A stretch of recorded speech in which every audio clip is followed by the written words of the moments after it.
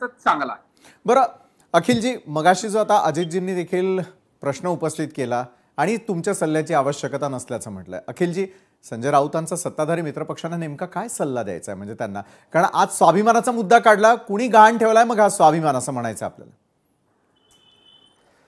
आता काय स्वाभिमानाच्या गप्पा या मारणारे लोक।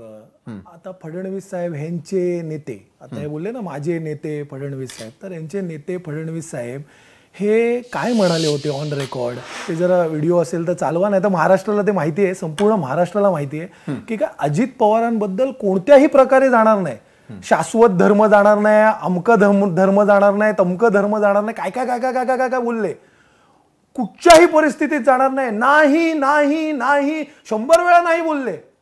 आणि त्याच्यानंतर त्यांच्या बरोबर गेले। काय विश्वासार्हता यांची? विचारधारेबद्दल बोलता, विचारधारेबद्दल कुणी बोलावं?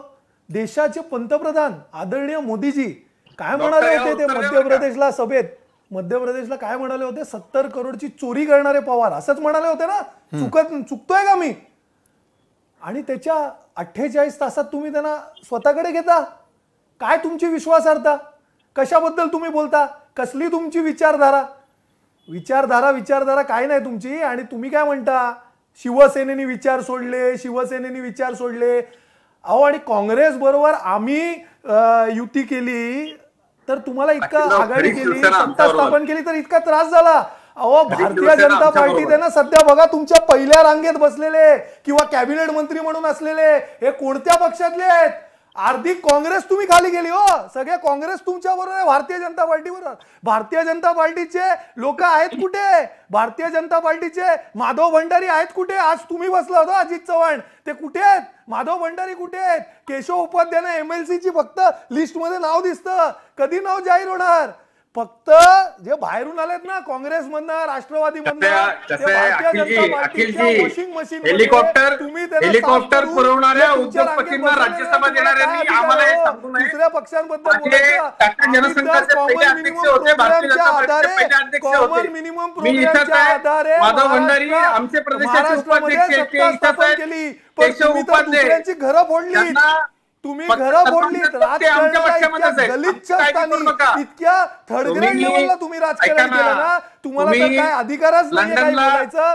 तुम्ही जितकं बोला तितकं कमी आहे। आणि काय म्हणाला तुम्ही आता देवेंद्र फडणवीस बोलले, काय ते क्लॅरिफिकेशन दिलं, म्हणजे तुम्हाला असं म्हणायचं आहे की अमित शहा जे म्हणाले त्याला काही महत्व नाही किंवा अमित शहा चुकीचं म्हणाले आणि फडणवीस साहेब करेक्ट म्हणत आहे? तुम्ही आधी सांगा की अमित शहा करेक्ट म्हणाले की फडणवीस करेक्ट म्हणाले, दोघांपैकी कोण योग्य हे आधी तुम्ही इकडे स्पष्ट करावं, त्याच्यानंतर तुमची पुढची भूमिका मांडा। अजितजी बोला। अखिलजी बर का, विशालराव असं आहे की आमची विश्वासार्हता काय असा प्रश्न त्यांनी विचारला। विश्वासार्हता ही आहे की महाराष्ट्राच्या जनतेसमोर आम्ही नम्रपणे आमचा निवडणूक जाहीरनामा घेऊन गेलो आणि महाराष्ट्राच्या जनतेनं प्रचंड बहुमतानं आम्हाला निवडून दिलं, ही आमची विश्वासार्हता।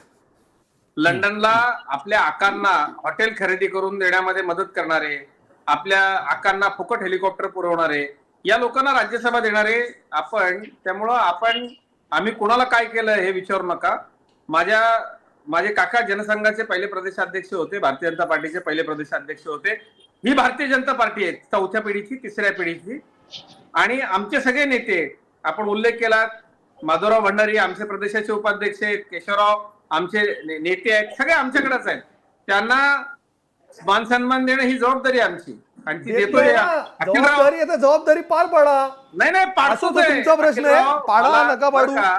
बरं नक्कीच, पण दुसऱ्या पक्षावर वोट टाकताना तुमच्याकडे 4 वोट आहेत हे लक्षात ठेवा। एक मिनिट विशालराव, मला हे प्रश्न विचारल्यामुळं माझे मित्र अखिलराव चित्रे यांना उद्या विधान परिषद मिळाली तर मला आनंद होईल, पण त्यासाठी आधी लोकांमधनं आमदार निवडून आणायला लागतील। अखिलजी माझ्या शुभेच्छा आहेत आपल्याला। आपल्या शुभेच्छा त्यांच्यापर्यंत पोहोचल्या। डॉक्टर राजू वाघमारेंकडे जाईल। डॉक्टर राजू